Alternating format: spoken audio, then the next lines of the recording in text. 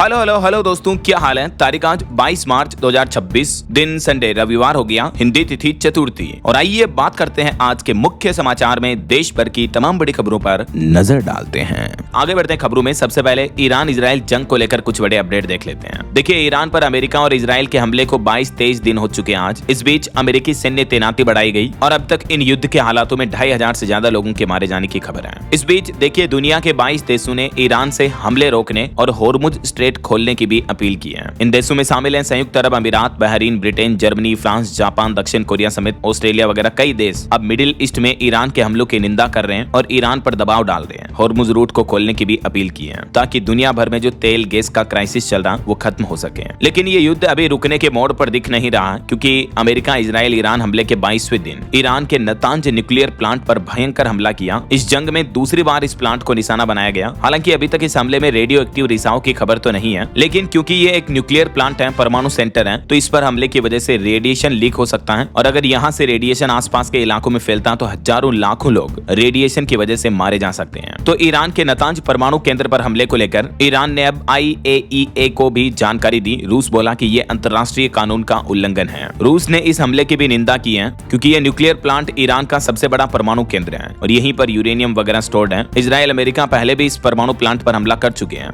लेकिन इस बार तो इस हमले की पुष्टि को लेकर भी इजराइल का कहना कि हमें नहीं पता ये हमला किसने किया। देखिए जरा। हालांकि इन हमलों के बीच भारत के लिए एक अच्छी राहत भरी रिपोर्ट आ रही है कि ईरानी नेवी ने खुद एक LPG लदा भारतीय जहाज होर्मुज रूट से पार करवाया और दावा किया जा रहा कि इस जहाज को हमले से बचाने के लिए ट्रैकिंग सिस्टम भी बंद किए गए। हालांकि अभी भी 22 जहाज फंसे हुए हैं। इस बीच देर रात इराक के एरबिल एयरपोर्ट के पास भी ड्रोन इंटरसेप्ट किए गए। हिजबुल्लाह के हमले में भी 2 इजरायली सैनिक घायल हो गए। G7 देशों का कहना कि ऊर्जा सप्लाई सुरक्षित रखने को हम तैयार हैं। IAEA बोला कि डिमोना हमले के बाद रेडिएशन सामान्य है। ये अंतर्राष्ट्रीय परमाणु ऊर्जा एजेंसी है। इधर बहरीन में भी अमेरिकी ठिकानों पर ईरानी मिसाइलों का हमला देखने को मिला। देर रात बगदाद में भी अमेरिकी दूतावास पर ड्रोन हमला हुआ। एक्सपर्ट्स का कहना है कि अमेरिका अपने सहयोगी देशों पर भी दबाव बना रहा है। हमारे भारत के विदेश मंत्री डॉक्टर एस जयशंकर ने भी ईरानी विदेश मंत्री से फिर से फोन पर बातचीत की और इस बातचीत में दोनों नेताओं ने इलाके में चल रहे तनाव, युद्ध और उसके असर पर भी चर्चा की। और खबर है कि इधर ईरान ने भी जवाबी कार्रवाई करते हुए तेल अवीव पर भीषण मिसाइल हमला किया। 20 सेकंड में 18 मिसाइलें दागी हैं। और इन हमलों के बीच एक खबर आ रही कि लग्जरी प्रॉपर्टी वाले निवेशकों का पैसा भी फंसा हुआ है। अमेरिका ईरान युद्ध में झुलस रहे दुबई में विला और अपार्टमेंट की मांग घटी। 2 से 4 करोड़ तक की छूट मिल रही है, फिर भी खरीदार नहीं मिल रहे हैं,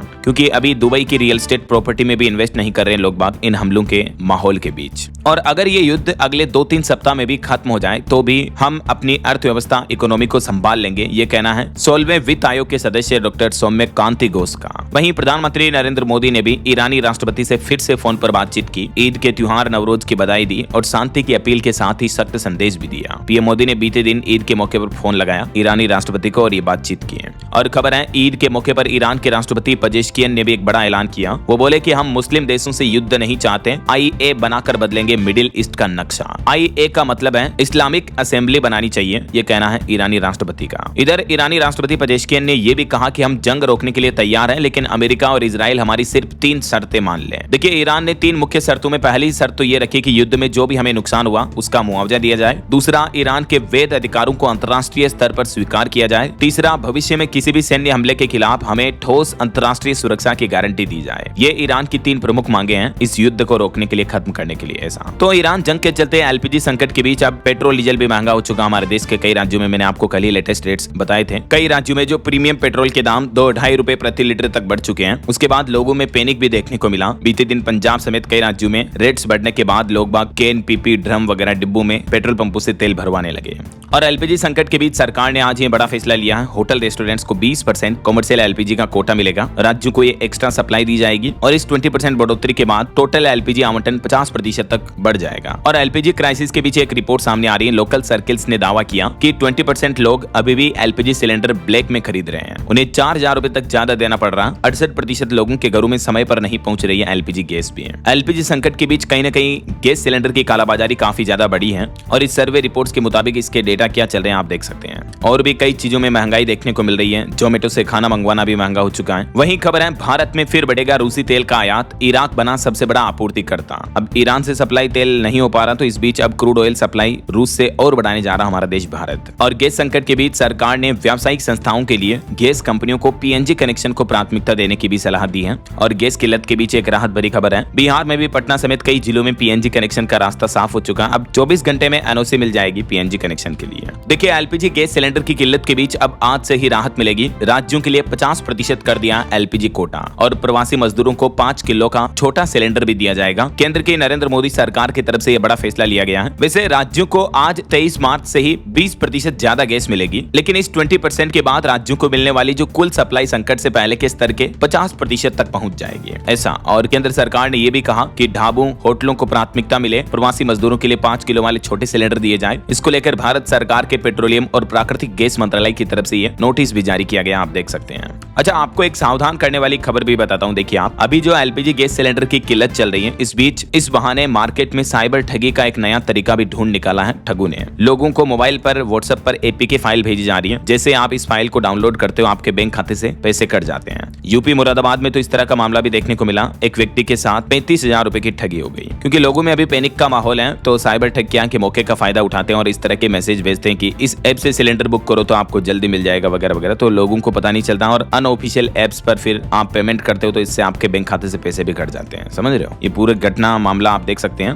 तो कभी भी कोई भी एपीके फाइल अननोन ऐप अपने फोन में डाउनलोड ना करें। अगर आप सिलेंडर ऑनलाइन बुक भी करते हो तो ऑफिशियल ऐप से ही बुक करें। ओके, और चलिए आगे बढ़ते हैं अपन खबरों में। देखिए, अगला अपडेट, सरकारी कार्यालयों के प्रीपेड मीटरों का अप्रैल महीने में करवाना होगा रिचार्ज। पीएसपीसीएल ने लागू की योजना। पंजाब में स्मार्ट प्रीपेड मीटर्स वाले सरकारी कार्यालयों को यह नया आदेश जारी हुआ है। और भारत चीन के रिश्तों पर अच्छी खबर आ रही है। देखिए, चाइना की एयरलाइंस कंपनी एयर चाइना ने चीन की राजधानी बीजिंग से भारत की राजधानी दिल्ली के बीच फिर से सीधी उड़ान सेवा शुरू की है। चाइना बोला कि ये सिर्फ यात्रा नहीं बल्कि भरोसे की वापसी है। और उत्तर प्रदेश की योगी सरकार की बड़ी सौगात देखिए, श्रमिक बेटियों की शादी के लिए अब 85,000 रुपए यूपी सरकार की तरफ से दिए जाएंगे विवाह के लिए। उत्तर प्रदेश में श्रमिकों मजदूरों की बेटियों के लिए खुशखबरी है। आगामी 12 अप्रैल को अलीगढ़ में विशाल सामूहिक विवाह सम्मेलन का आयोजन भी होने जा रहा। ऐसे में योजना का लाभ लेने के लिए क्या क्या जरूरी शर्तें रखी गई हैं, देख सकते हैं आप। 85,000 रुपए सीधे बैंक खाते में आएंगे और 15,000 रुपए सामूहिक विवाह के आयोजन वगैरह पर खर्च किए जाएंगे। तो इस तरह से गरीब परिवारों की बेटियों को शादी पर सीधा 1 लाख रुपए का फायदा मिलेगा। अब इस योजना में आवेदन की समय सीमा क्या है, योजना का लाभ लेने के लिए क्या जरूरी शर्तें हैं, आवश्यक डॉक्यूमेंट दस्तावेजों की सूची क्या रहेगी, जानकारी आप देख सकते हैं। और भारत के लिए एमएसएमई पर अच्छी खबर आ रही। देखिए आप, सूक्ष्म लघु और मध्यम उद्यमों के लिए ऋण गारंटी योजना में केंद्र सरकार ने बदलाव किया है। मशीनरी की लागत पर अब 75 नहीं बल्कि 60% का कैप ही लगेगा। नई योजना के मुताबिक ऋण गारंटी 10 साल बाद समाप्त हो जाएगी। पुरानी योजना में इसकी कोई निश्चित अवधि नहीं थी। तो एमएसएमई ऋण गारंटी योजना में केंद्र सरकार ने ये कुछ प्रमुख बदलाव किए हैं। सरकार का कहना है कि योजना का उद्देश्य है एमएसएमई को संयंत्र मशीनी उपकरण खरीदने के लिए आसानी से ऋण उपलब्ध हो पाए। ऐसा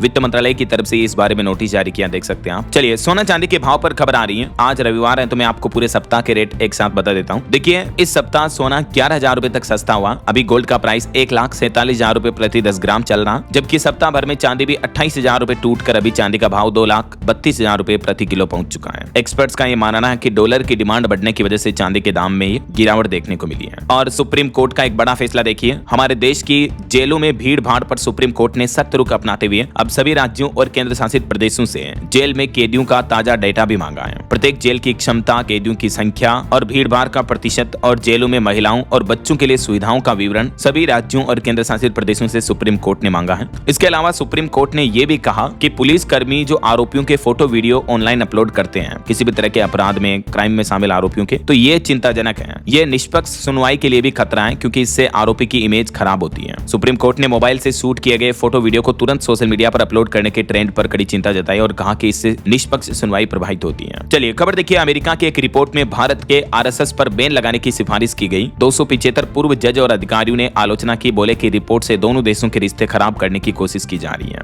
यूएससीआईआरएफ की रिपोर्ट्स में ये बैन लगाने की बात कही गई है। चलिए अगली खबर देखिए, पश्चिम बंगाल के मुख्यमंत्री ममता बनर्जी बोली कि प्रधानमंत्री नरेंद्र मोदी सबसे बड़े घुसपैठिए हैं। बंगाल में अघोषित राष्ट्रपति शासन लगाया। केरल मुख्यमंत्री ने राहुल और कांग्रेस को बीजेपी की बी टीम बताया। इधर राहुल गांधी का भी कहना है कि तेल की कीमतें बढ़ना महंगाई का संकेत है। उन्होंने कहा कि सरकार भले ही इसे नॉर्मल बताए लेकिन रोजमर्रा की चीजों के दाम बढ़ेंगे। राहुल गांधी ने यह भी कहा कि चुनाव के बाद पेट्रोल, डीजल, एलपीजी की कीमतें और बढ़ा दी जाएगी। ऐसा और खबर है, दिल्ली में समाचार एजेंसी यूएनआई का दफ्तर सील किया गया। पुलिस पर कर्मचारियों के साथ बदसलूकी के आरोप भी लगे। वहीं दोस्तों, बीते दिन रक्षा मंत्री राजनाथ सिंह उत्तराखंड के हल्द्वानी का दौरा किए और यहाँ अपने संबोधन में रक्षा मंत्री बोले कि पहाड़ का पानी जवानी यहीं के काम आनी चाहिए। उत्तराखंड के सीएम साधारण नहीं धुरंधर हैं। तो वहीं पुष्कर सिंह धामी ने भी रक्षा मंत्री को अजात शत्रु बताया। उनके इस दौरे से जुड़ी कुछ तस्वीरें और मोमेंट्स भी आप देख सकते हैं। चलिए खबर देखिए, भारत भारत अपनी डिफेंस पावर बढ़ाने के लिए नया प्लान कर रहा है। भारत अब बिना आमने सामने की जंग की तैयारी शुरू कर चुका है। अनंत शस्त्र समेत 6 बड़े प्रोजेक्ट्स पर काम शुरू हो चुका है और सरकार इन प्रोजेक्ट्स पर 2.25 लाख करोड़ रुपए के लगभग खर्च करेगी। अभी जो ईरान जंग चल रही, इस बीच भारत ने अपना नॉन कॉन्टैक्ट वॉरफेयर यानी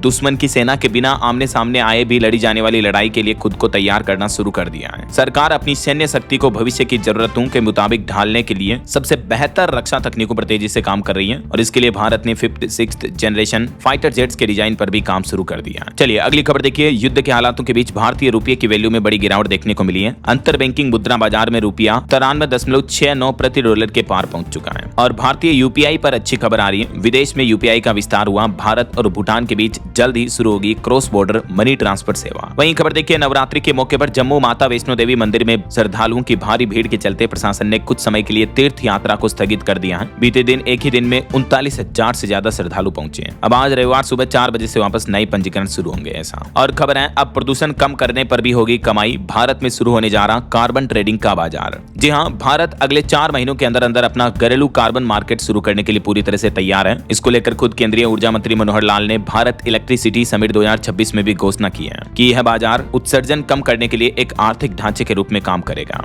देख सकते हैं आप क्या है ये कार्बन मार्केट और कैसे काम करेगा। इस कदम से 3 बड़े फायदे होंगे, आम आदमी और देश पर भी इसका असर पड़ेगा। अच्छा, वैसे भारत के कोयला ऊर्जा उत्पादन पर भी अच्छी खबर आ रही है कि भारत ने कर दिखाया, कोयला पैदा करने के मामले में लगा दी सेंचुरी। खुद कोयला मंत्रालय द्वारा जारी आंकड़ों के मुताबिक भारत ने लगातार दूसरे साल 100 करोड़ टन कोयला उत्पादन का ऐतिहासिक रिकॉर्ड बनाया है और इस साल तो ये रिकॉर्ड 20 मार्च तक ही 1 अरब टन 1 बिलियन टन कोयला उत्पादन का जादुई आंकड़ा पार कर लिया है। भारत ने ये बड़ी उपलब्धि हासिल की है। वहीं देखिए, भारतीय दवाओं का भी वैश्विक डंका बजा। उत्पादन के मामले में दुनिया में तीसरे स्थान पर पहुंच चुका हमारा देश भारत और दवा निर्यात मेडिसिन एक्सपोर्ट के मामले में भी 16 गुना की बढ़ोतरी हुई है। भारत की फार्मा इंडस्ट्री वैश्विक स्तर पर अपनी नई पहचान बनाए है। ये आंकड़े आप देख सकते हैं। चलिए खबर है, 1 अप्रैल 2026 से बदलेगा टैक्स सिस्टम। देश की वित्त मंत्री निर्मला सीतारमण ने लॉन्च किया प्रारंभ अभियान 2026। ये जो प्रारंभ 2026 है, इसका फुल फॉर्म है policy reform and responsible action for mission विकसित भारत। सरकार का कहना है कि ये अभियान नागरिक देवो भव की सोच पर आधारित है, यानी टैक्स पेयर्स को सर्वोपरि माना जाएगा। अब टेक्नोलॉजी और एआई के माध्यम से टैक्स प्रक्रिया को आसान किया जाएगा। तो 1 अप्रैल 2026 से ही ये नया इनकम टैक्स कानून लागू होने जा रहा है हमारे देश में। चलिए टेक न्यूज से खबर देखिए। मैसेज पढ़ने के बाद अब ऑटोमेटिक डिलीट भी हो जाएगा आपका व्हाट्सएप मैसेज। मेटा की तरफ से इस नए फीचर पर भी टेस्टिंग चल रही है। वहीं मेटा ने एक और बड़ा फैसला लिया है। क्वेस्ट हेडसेट पर बंद होगा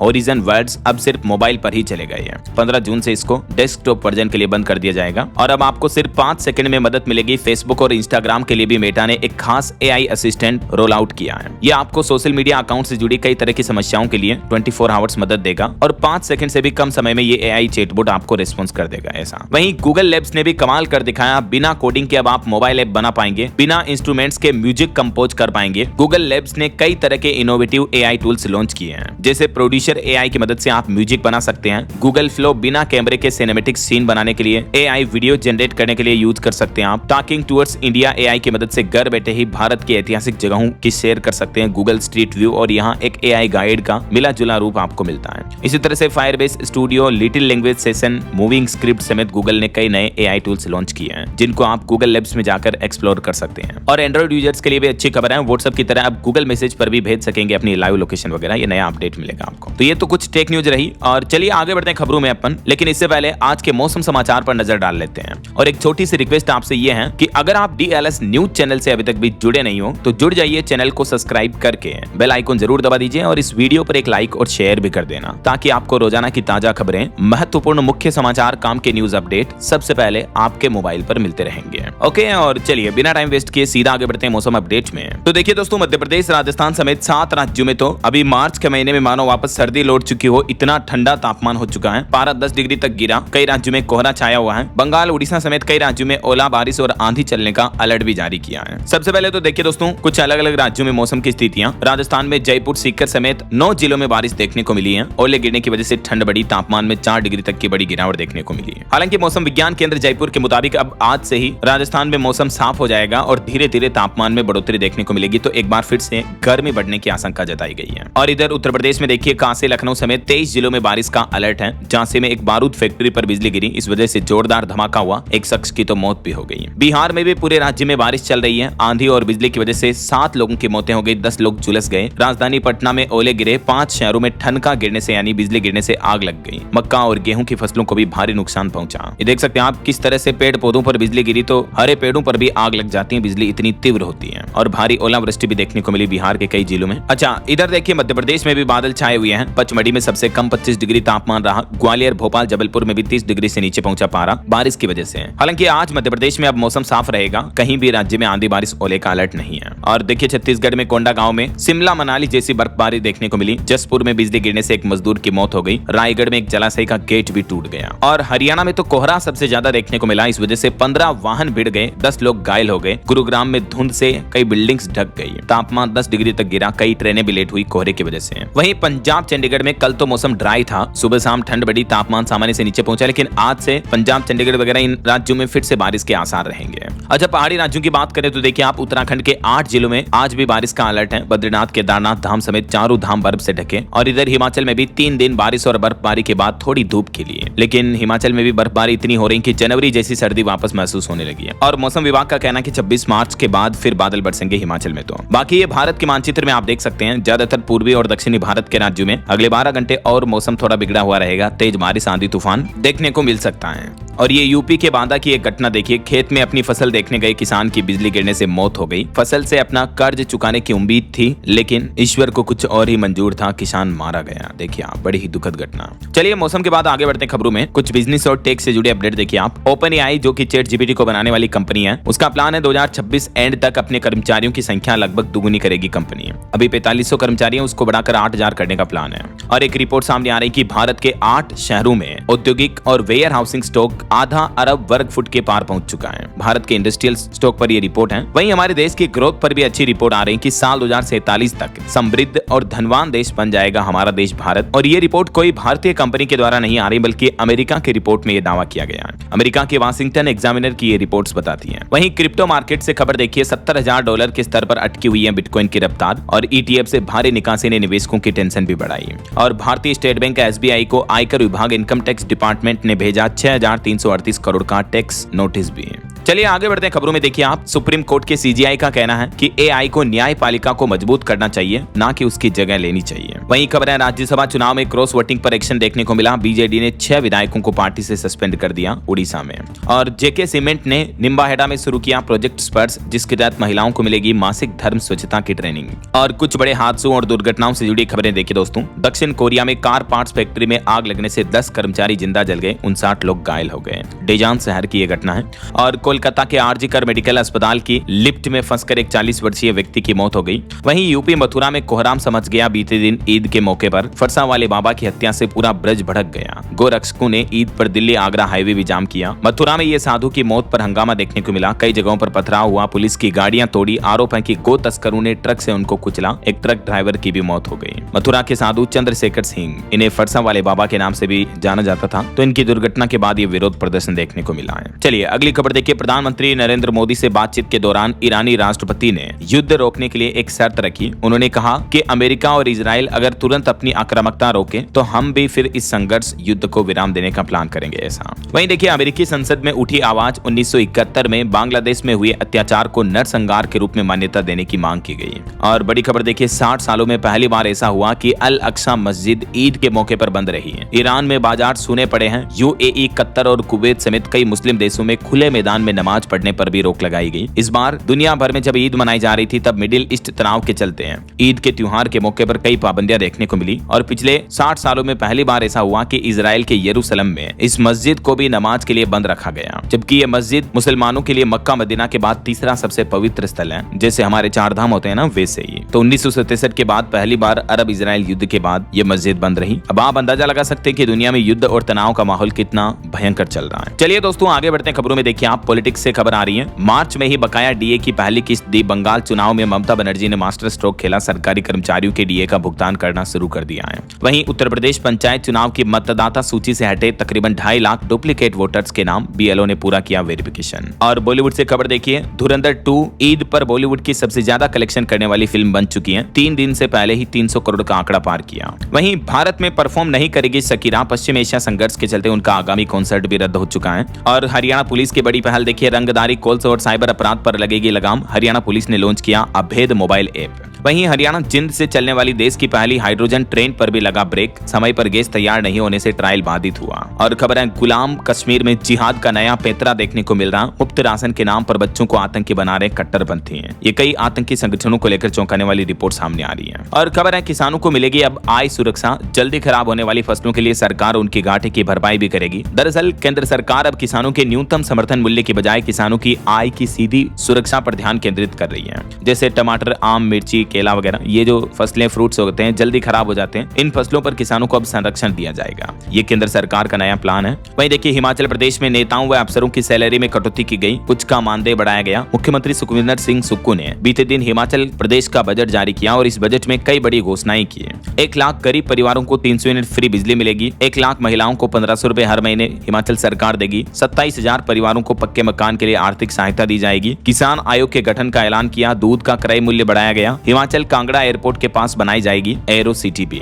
इसके अलावा हिमाचल में अब नाइट पिकनिक भी शुरू होगा। टूरिज्म को बढ़ावा देने के लिए होटल व होम स्टे बनाने पर भी सब्सिडी दी जाएगी। वहीं हिमाचल में अपना सुखी परिवार योजना में जुड़ेंगे 1 लाख लोग। फ्री बिजली और 1500 रुपए समेत हिमाचल के मुख्यमंत्री सुखविंदर सिंह सुक्खू ने अपने बजट में कई नई योजनाओं की घोषणा की है। 300 यूनिट मुफ्त बिजली, 70,000 अस्थायी कर्मचारियों का मानदेय बढ़ाया गया। 3 टाउनशिप योजनाओं की भी घोषणा की है। टोटल हिमाचल के मुख्यमंत्री सुखविंदर सिंह सुक्खू ने 54,928 करोड़ रुपए का बजट पेश किया। और इस बजट में किन किन सरकारी कर्मचारियों का मानदेय बढ़ा है जिसकी डिटेल्स भी आप देख सकते हैं। और इस बजट में और भी क्या क्या ऐलान किए गए, जैसे पशुपालकों और किसानों के लिए क्या क्या घोषणाएं हुई, ये कुछ पॉइंट्स में आप डिटेल्स देख सकते हैं। और हिमाचल के बजट में क्या क्या खास रहा इस बार, पर्यटन के क्षेत्र यानी टूरिज्म को बढ़ावा देने के लिए हिमाचल बजट में क्या क्या अनाउंसमेंट किए गए, डिटेल्स आप देख सकते हैं। चलिए अगला अपडेट देखिए। दिल्ली में पहली बार पीपीपी मॉडल पर मेडिकल कॉलेज बनाया जाएगा। एमसीडी बनाएगा राजन बाबू टीबी अस्पताल को सुपर स्पेशलिटी हॉस्पिटल। पीपीपी का मतलब होता है प्राइवेट पब्लिक पार्टनरशिप, यानी गवर्नमेंट और प्राइवेट उद्योगपति दोनों मिलकर के डेवलपमेंट करेंगे ऐसा। और खबर है हरियाणा में प्रॉपर्टी खरीदना महंगा होगा। 1 अप्रैल से ही जमीन के कलेक्टर रेट बढ़ जाएंगे। हालांकि इससे किसानों को फायदा होगा, मुआवजा वगैरह ज्यादा मिलेगा। हरियाणा के सोनीपत, गुरुग्राम समेत कई जिलों में ये बढ़ोतरी करने का प्लान कर रही है सरकार। और भारत के रक्षा क्षेत्र पर भी अच्छी खबर आ रही है। देखिए आप, भारतीय नौसेना यानी इंडियन नेवी की ताकत बढ़ेगी। 3 अप्रैल को नौसेना के बेड़े में शामिल होगा स्वदेशी स्टील्थ फ्रिगेट तारागिरी।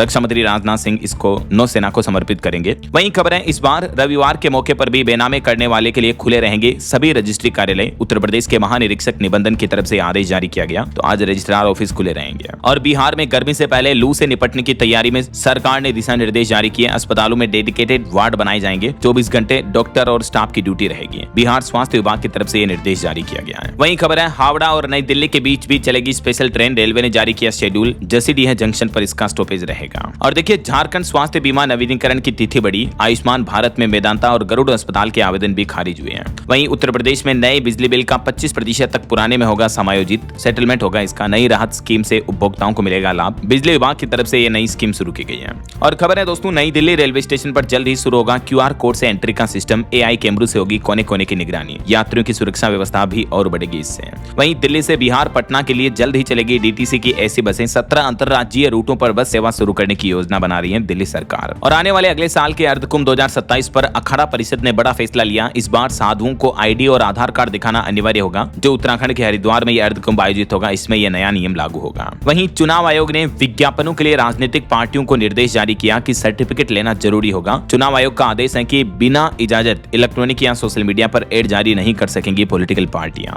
और खबर देखिए अमेरिकी अंतरिक्ष एजेंसी नासा ने चांद पर जाने की फिर से तैयारी शुरू की। लॉन्च पैड पर पहुंचा आर्टेमिस मिशन 2। 1 अप्रैल को यह मिशन उड़ान भरने के लिए तैयार है। और खबर देखिए AI सुरक्षा भी फेल हुई। मध्य प्रदेश में आबकारी के बाद पुलिस आरक्षक भर्ती परीक्षा में हाईटेक नकल का एक बड़ा भंडाफोड़ हुआ। 14 अभ्यर्थियों को बाहर किया गया। वहीं मिडिल ईस्ट के बाहर भी ईरान ने बड़ा हमला किया। हिंद महासागर में ब्रिटेन और अमेरिका के सैन्य ठिकानों पर दागी बैलिस्टिक मिसाइलें। उत्तर प्रदेश में निवेश को लगेंगे पंख। मुख्यमंत्री योगी आदित्यनाथ परसों 24 मार्च को करेंगे निवेश मित्र 3.0 पोर्टल का शुभारंभ। और देखिए ईद के मौके पर दिल्ली में भी कड़ी सुरक्षा व्यवस्था रही। 15,000 से ज्यादा पुलिसकर्मी तैनात रहे। और बिहार के सरकारी अस्पतालों को जल्द ही 5,000 से ज्यादा ANM मिलेंगे। स्वास्थ्य समिति ने तैयारी भी पूरी की है। झारखंड में क्लर्क बनने के लिए अब 4th क्लास कर्मचारियों को कंप्यूटर नॉलेज जरूरी होगा। नई परीक्षा नियमावली जारी की झारखंड सरकार ने। दिल्ली की मुख्यमंत्री रेखा गुप्ता ने भी 300 नई इलेक्ट्रिक बसों को हरी झंडी दिखाई। लाखों लोगों को फायदा होगा। और खबर है यूपी लखनऊ में विकास प्राधिकरण परिषद के बकायेदार आवंटियों के लिए ओटीएस योजना लागू हुई। 18 अप्रैल से आवेदन किए जा सकेंगे। वहीं यूपी में विषय विशेषज्ञों को मिलेगा पुरानी पेंशन योजना ओपीएस का लाभ। ओपीएस का विकल्प चुनने की भी अनुमति मिली। उत्तर प्रदेश माध्यमिक शिक्षा विभाग की तरफ से निर्देश जारी किया गया। और खबर है यूपी नोएडा यीडा क्षेत्र में प्रॉपर्टी खरीदना महंगा हुआ। अलॉटमेंट रेट में लगभग 3.5% की बढ़ोतरी की गई। 1 अप्रैल से ही नई सर्कल रेट्स वगैरह लागू होंगे। और टेक न्यूज से खबर देखिए, ओप्पो का 7000 mAh बैटरी वाला K14 स्मार्टफोन लॉन्च हुआ। शुरुआती कीमत 18,000 रुपए से शुरू है। वहीं बॉलीवुड से The Voice of Hind Rajab film की भारत में रिलीज रुकी। और खबर है MFI का फंड संकट अब खत्म होगा। सरकार ने शुरू की CGS MFI 2.0 योजना। MFI यानी माइक्रो फाइनेंस इंस्टीट्यूशंस के फंड के लिए केंद्र सरकार ने ये नई स्कीम शुरू की है। और बड़ी खबर देखिए, हिमाचल प्रदेश में कचरा प्रबंधन नियमों की अनदेखी पर हाईकोर्ट ने सख्त रुख अपनाते हुए केंद्र सरकार और विभागों से जवाब तलब किया। वहीं एयर इंडिया विमानन कंपनी ने फिटनेस के नियम सख्त कर दिए। अब मोटापे या कम वजन पर केबिन क्रू को ड्यूटी से हटाया जाएगा, वेतन भी रोका जाएगा। और यूपी में गो रक्षा व गो आश्रय आत्मनिर्भरता में योगदान देने वाले लोग अब सम्मानित किए जाएंगे। मुख्यमंत्री योगी आदित्यनाथ बोले कि प्रदेश में सब जगह सीसीटीवी कैमरे लगाए जाएं। और खबर है राजस्थान में जयपुर में आमेर, जगतपुरा, बगराना और हीरापुर तक चलेगी मेट्रो। मुख्यमंत्री ने नई कार्य योजनाओं को विस्तार दिया। वहीं जयपुर में मध्य प्रदेश के मुख्यमंत्री मोहन यादव भी बोले कि राजस्थान और MP भाई भाई हैं। और यूपी इलाहाबाद हाईकोर्ट ने पूछा कि चाइनीज मांझे पर रोक लगाने को लेकर सरकार ने क्या कार्रवाई की। सरकार से जवाब तलब किया। वहीं दिल्ली में आज लगेंगे PM उदय योजना के सिंगल विंडो कैंप। नागरिकों को ऑन द स्पॉट कई सारी सेवाओं का लाभ मिलेगा। और दिल्ली असेंबली विधानसभा सत्र की आज से शुरुआत होने जा रही। फिर परसों 24 मार्च को दिल्ली की रेखा गुप्ता सरकार सालाना बजट पेश करेगी। हरियाणा राज्य में जबरन वसूली कॉल्स पर अब लगाम लगेगी। DGP अजय सिंघल ने लॉन्च की हरियाणा पुलिस अभेद मोबाइल ऐप भी मैंने आपको बताया था। और देखिए बिहार के लिए बड़े गर्व की बात, बिहार का गोल्डन बॉय पीयूष राज ने 400 मीटर में जीता स्वर्ण पदक। वर्ल्ड चैंपियनशिप के लिए भी इनका चयन हो चुका है। मेनी कांग्रेट्स इनको। ओके, और चलिए दोस्तों कुछ एजुकेशनल अपडेट्स देख लेते हैं फटाफट से। देखिए CBSE बोर्ड की बड़ी पहल, स्कूल के काउंसलरों की AI लेगा परीक्षा। 10,000 शिक्षकों को सर्टिफिकेट दिया जाएगा। और अब टीचर्स ही नहीं बल्कि काउंसलर्स भी एग्जाम देंगे CBSE के इस नए सिस्टम के लागू होने के बाद। ऐसा देख सकते हैं आप CBSE की ये नई परीक्षा प्रणाली क्या है। और वहीं खबर है दोस्तों, उत्तर प्रदेश परिवहन निगम करेगा 2584 महिला बस कंडक्टर की भर्ती। अपने ही शहर में महिलाओं को नौकरी पाने का मौका होगा। जल्द ये रिक्रूटमेंट निकाली जाएगी। और बिहार शिक्षक भर्ती में एक बड़ा बदलाव किया। अब मेधा सूची से होगा 38 जिलों का आवंटन भी। वहीं यूपी बोर्ड में विज्ञान, गणित और कंप्यूटर के टीचर्स यानी शिक्षकों की कमी है, तो इस वजह से मूल्यांकन प्रभावित हो रहा है। शिक्षा विभाग की ये रिपोर्ट्स भी सामने आ रही है। और अंतर्राष्ट्रीय न्यूज पर एक बड़ी खबर आ रही है कि अफगानिस्तान के काबुल में देर रात 6.5 की तीव्रता का भूकंप आया। वहीं भारत के लिए एक अच्छी रिपोर्ट देखिए दोस्तों, हमारे देश में आतंकी घटनाओं में 43% तक की कमी देखने को मिली है। पाकिस्तान देश आतंकवाद से प्रभावित देशों में सबसे टॉप नंबर पर है। अफगानिस्तान में भी कुछ सुधार हुआ। ग्लोबल टेररिज्म इंडेक्स 2026 की रिपोर्ट जारी हुई है, जिसमें भारत के आतंकवाद की रैंकिंग में अच्छा सुधार हुआ है। ओके, और अंत में आज के राशिफल पर नजर डाल लेते हैं। देखिए मेष और तुला राशि के लोगों को रुका पैसा मिल सकता है। मीन राशि के लोगों को भी कारोबार के नए मौके मिलेंगे। और भी कुछ अलग अलग राशियों का राशिफल आप देख सकते हैं स्क्रीन पर। और हाँ दोस्तों, आप मुझे कमेंट करके बताइए कि भारत में कपास उत्पादन सबसे ज्यादा किस राज्य में होता है। कमेंट में बताइए। सही जवाब देने वाले लोगों को रैंडमली सेलेक्ट होने पर DLS न्यूज टीम की तरफ से शानदार सरप्राइज गिफ्ट जीतने का मौका मिलेगा। और इसी के साथ ही अगर आपको वीडियो अच्छा लगा तो इसे लाइक करना, शेयर भी करना। DLS न्यूज चैनल को सब्सक्राइब करके बेल आइकन जरूर दबा देना, रोजाना ऐसी इंफॉर्मेटिव जानकारियां, महत्वपूर्ण समाचार देखते रहने के लिए। ओके, ख्याल रखिएगा अपने आप का, अपने परिवार का। मिलेंगे अगले नेक्स्ट अपडेट में। तब तक के लिए जय हिंद, जय भारत, वंदे मातरम।